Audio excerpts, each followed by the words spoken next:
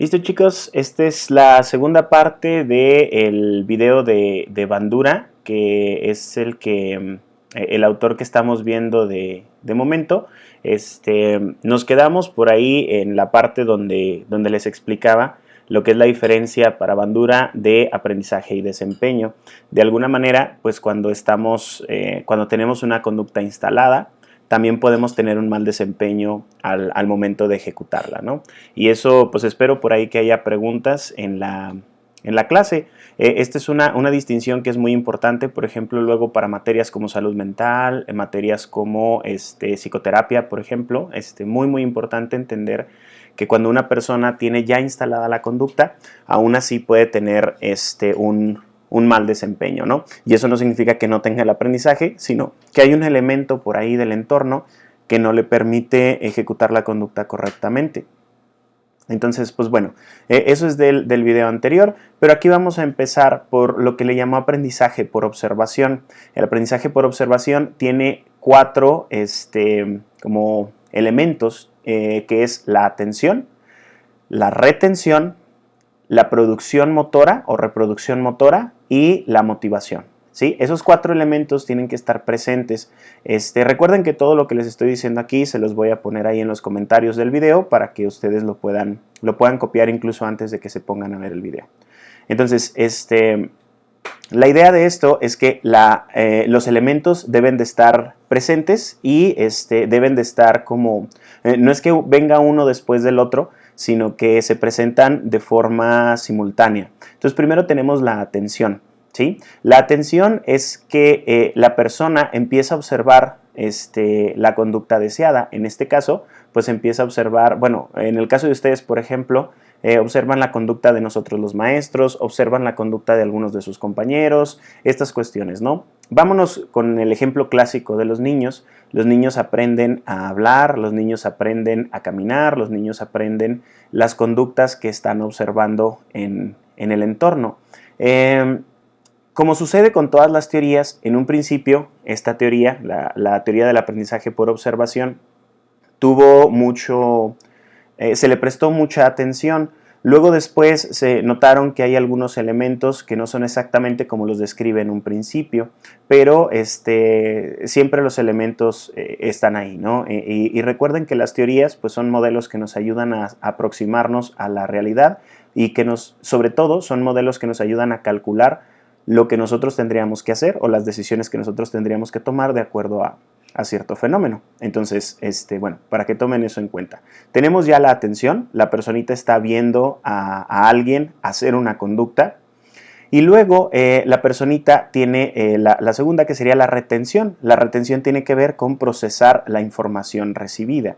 O sea, de alguna manera, al estarla viendo y estarle prestando atención, ahorita al final voy a mencionar la motivación, pero si tú le estás prestando atención a algo, pues es porque estás motivado a hacerlo, vaya.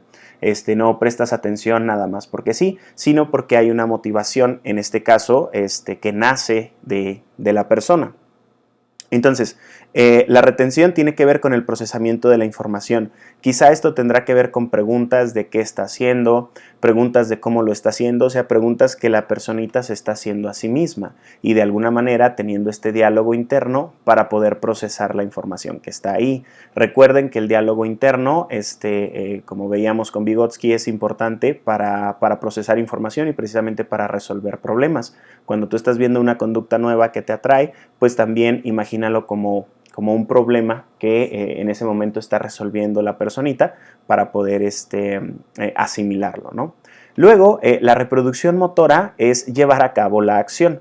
Llevar a cabo la acción es imitarlo, ¿no? Reproducirlo. Obviamente, como no tenemos la práctica, pues en la mayoría de los casos lo vamos a reproducir equivocadamente, o sea, lo vamos a reproducir mal y eso está bien, o sea, no es que tenga nada de malo. Cuando lo reproducimos mal nos damos cuenta de los errores y ahí nos damos cuenta, o sea, cuando hacemos la retención, este procesamiento de la información, en mi cabeza el movimiento se ve de una manera. Entonces yo lo hago en la vida real y difiere de lo que yo había visto. Entonces tengo que hacer recalibraciones y recalibraciones en toda mi conducta para que me salga lo más parecido a aquella. puede que haya algunos elementos de esta conducta que yo no entienda, o sea, que yo no entienda, por ejemplo, no sé, en movimientos muy elaborados como lanzar la pelota y lanzar un golpe, que pudiera parecer que no son muy elaborados, pero en realidad lo son, o sea, tienen mueves muchas partes de tu cuerpo, entonces pues tienes que poner atención a cada una de ellas, y cada vez que lo haces cada vez que lo reproduces motoramente, cada vez que tienes este elemento, pues añades nueva información a los esquemas que tienes precisamente para poder seguirla haciendo. Entonces, a lo largo de todo este proceso está la motivación. La motivación tiene que ver con el incentivo, ¿sí? El incentivo que tienes para realizar la conducta. En la teoría de Bandura lo marca como que puede ser intrínseco o extrínseco.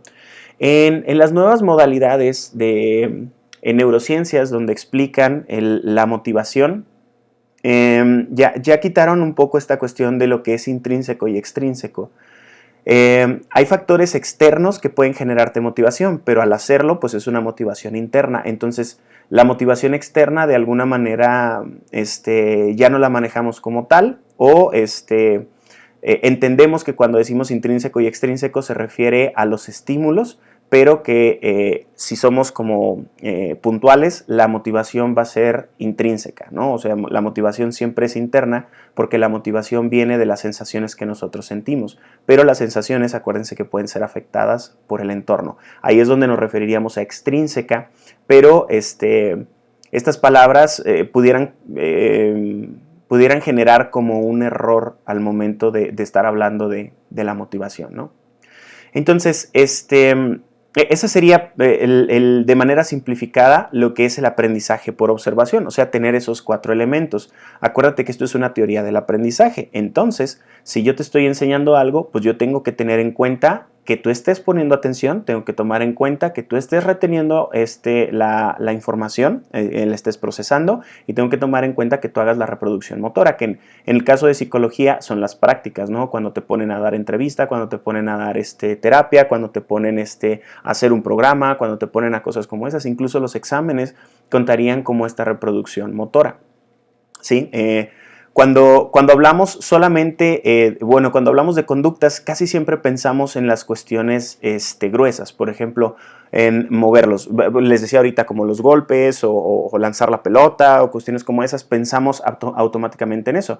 Pero acuérdate que el sentarte, el respirar, el abrir tu cuaderno y demás, también son conductas y también las podemos de alguna manera reproducir, ¿sale? Entonces, pues bueno, de hecho, cuando te han puesto a exponer, seguramente, bueno, digo, no seguramente lo has hecho, pero a lo mejor lo hiciste en el sentido de que pudiste haber desglosado como absolutamente todo lo que tienes que hacer, o sea, las conductas que hace la persona, las conductas que hace el maestro, que tú no reproduces. Por ejemplo,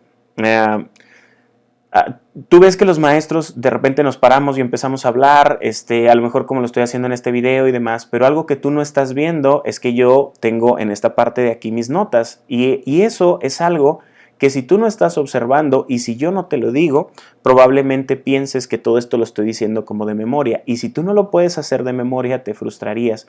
Esas son las partes donde se tiene que ajustar la reproducción motora, porque conforme vayas avanzando o no, o sea, dependiendo si avanzas o no, se va perdiendo la motivación. Esto es algo muy importante de la teoría de Bandura, porque si yo no voy facilitando que tú reproduzcas motoramente, o sea, que reproduzcas las conductas, pues entonces tu motivación va a ir decreciendo.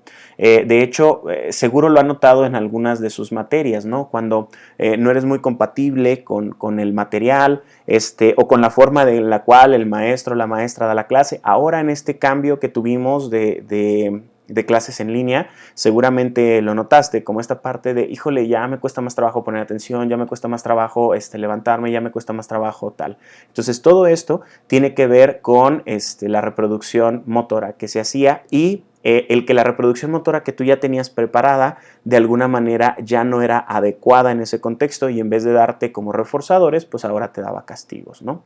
Entonces, pues bueno, los cambios en el entorno, recuerden que siempre son importantes en este sentido, en toda teoría del aprendizaje y en todo lo que se refiere a psicología. Entonces, bueno, esos 4 pasos del aprendizaje por observación, perdón, no son pasos, son elementos. Entonces, también en la teoría de Bandura se reconocen 2 tipos de aprendizaje. El primero, o bueno, no es que sean primero y segundo, pero uno de ellos es el aprendizaje conductual. El aprendizaje conductual es modelado por el entorno de la persona y es de orden cuantitativo. O sea, me explico. La idea del aprendizaje conductual es las conductas que yo voy añadiendo y conforme las voy juntando, vaya, tengo la conducta, por ejemplo, de sumar, o bueno, me voy un poquito más atrás. Cuando estabas aprendiendo a sumar, seguramente lo hicieron con un ábaco, donde juntabas 10 fichitas y luego esas fichitas las cambiabas por una que significaba 10, que iba en otro lado, que ya eran las unidades, las decenas, las centenas. Y una vez que aprendiste esto, te quitaron el ábaco y luego te enseñaron a que lo hicieras sobre papel, ¿no? Cuando hacen este paso es importante el aprendizaje conductual, o sea, es importante que tú entiendas que ese movimiento tiene un significado y eso lo haces a través de la conducta. Pero también se convierte en un aprendizaje, el otro tipo de aprendizaje que reconoce esta teoría, que es el aprendizaje cognitivo. El aprendizaje cognitivo es el que se instala por el razonamiento. Esto es algo que les voy a poner ahí. Se instala por el razonamiento, es decir, en el aparato cognitivo y es de orden cualitativo. O sea, sé que es de los factores psicológicos. Se refiere a que hay un cambio de pensamiento, hay un cambio en el cómo procesas la información. ¿Por qué es importante diferenciar de estos dos? Porque el aprendizaje conductual te lleva a hacer una modificación cognitiva. Por ejemplo, si volviendo al ejemplo del ábaco, si yo te hago que cambies las centenas por las decenas de manera física, o sea, literal, ya después cuando te digo centenas, decenas, unidades y demás, haces este cambio como si lo estuvieras haciendo físicamente, pero aquí adentro. Entonces, la idea de eso es que el aprendizaje conductual te ayuda para desarrollar aprendizajes cognitivos. Es por eso que es importante tener esta diferenciación. Esto es muy importante cuando una persona intenta cambiar la forma en la que piensa o intenta cambiar la forma en la que siente. Es importante entender que este tipo de cambios cualitativos tienen una base cuantitativa. O sea, cuando quieres cambiar la forma en la que piensas, pues también necesitas cambiar muchas conductas para que estas conductas te ayuden a hacer este cambio. Hay herramientas que, por ejemplo, en psicoterapia que nos facilitan el cambio cognitivo, que tienen que ver con diálogo socrático, tienen que ver, bueno, algunas técnicas que les mencionaré cuando entremos a la clase, pero estas técnicas están dirigidas a ello, están dirigidas a hacer un cambio cognitivo para que después impacten la conducta.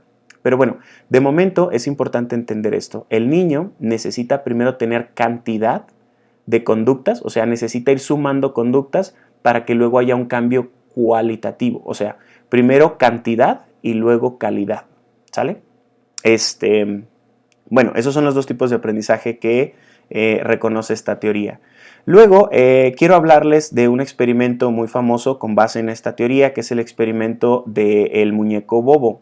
Es un experimento que por ahí les voy a poner el video también acá en los comentarios para que lo puedan ver. Es un video que tiene muy baja calidad, se grabó incluso en blanco y negro y demás, pero bueno, ahí para que se enteren más o menos cuál es el experimento. Básicamente el experimento es a unos niños, los ponen a ver cómo otros niños juegan con un muñeco, pero los niños que están jugando primero con el muñeco, los que no están observando, los que están jugando, se les dice que hagan cierta cuestión. Y a los que están observando no se les dice que hagan nada, o sea, se les dice nada más que jueguen, pero como ya vieron a estos niños jugar agresivamente con el muñeco, entonces los ponen y empiezan a jugar agresivamente con el muñeco también. Entonces, así intentaba dar sustento a su teoría de que cuando observas, por ejemplo, violencia, reproduces violencia, ¿no? Ese es el aprendizaje por observación. Entonces, quiero mencionar algunas cuestiones de este experimento, del por qué se volvió tan fuerte la teoría de Bandura, a pesar de que se le han tenido que hacer como algunas modificaciones, ¿no? Entonces, lo primero es que se opone a... Cuando lanza este experimento, pone a prueba el monopolio de los reforzadores en el aprendizaje. ¿sí? Antes, bueno, cuando esta teoría surge, había una teoría del aprendizaje que era popular, que era la teoría conductual. La teoría conductual habla de que los reforzadores son básicos para que la persona aprenda, pero en el aprendizaje por observación no hay necesidad de los reforzadores. Simplemente que la persona reproduzca estos 4 elementos que les dije anteriormente para que pueda adquirir una conducta. Entonces, pone por ahí un poquito a prueba la cuestión de los reforzadores. No es que los diga, pues esta teoría ya no funciona. No, de hecho sería como una adición a la teoría. O sea, los reforzadores ahí están y sirven para que la persona aprenda conductas. Pero anteriormente se creía que pues había un monopolio. O sea, nada más esto generaba nuevos aprendizajes. Pero a través de la teoría de Bandura empezamos a ver que hay otras formas de adquirir el aprendizaje. Y esta de aquí es de donde empiezan a darle explicación todas las teorías cognitivas, porque está esta parte donde son las teorías conductuales del aprendizaje y luego están las teorías cognitivas del aprendizaje. Básicamente, acuérdense que en el conductismo se tienen que fijar así sí o sí en los reforzadores, pero en las teorías cognitivas no necesariamente o no como parte central. Entonces, pues bueno, esa sería la primera. La otra es que se contempla algo que no se había contemplado, que es el aprendizaje social. Esto ya se había contemplado como en una escala menor con los conductistas. Ya hablaban del aprendizaje en donde te desarrollas y obviamente pues mencionaban esta cuestión de que el entorno era importante. Pero el aprendizaje social se empezó a estudiar como directamente a través de la observación y no indirectamente a través de los consecuentes del entorno como se hacía en el conductismo. Y luego, algo bien importante es que se empieza a cuestionar el papel social del maestro, o sea, se empieza a cuestionar el que el maestro tenga que deje de ser como tan rígido y tenga que ser esta figura socialmente atractiva para los alumnos y que eso impacta en el aprendizaje y que tiene como un impacto en la cantidad y en la calidad de aprendizaje que tiene pues quien aprende, pues el alumno, el sujeto. Entonces, pues bueno, hasta aquí la segunda parte, le corto de una vez para que esto no sea muy largo y por ahí nos veremos en clase, ¿sale? Este video me costó un poco de trabajo subirlo, pero precisamente por eso no lo vamos a contemplar para nuestra primera clase, sino para nuestra segunda, ¿sale? Entonces, pues bueno, sin más chicos, nos vemos.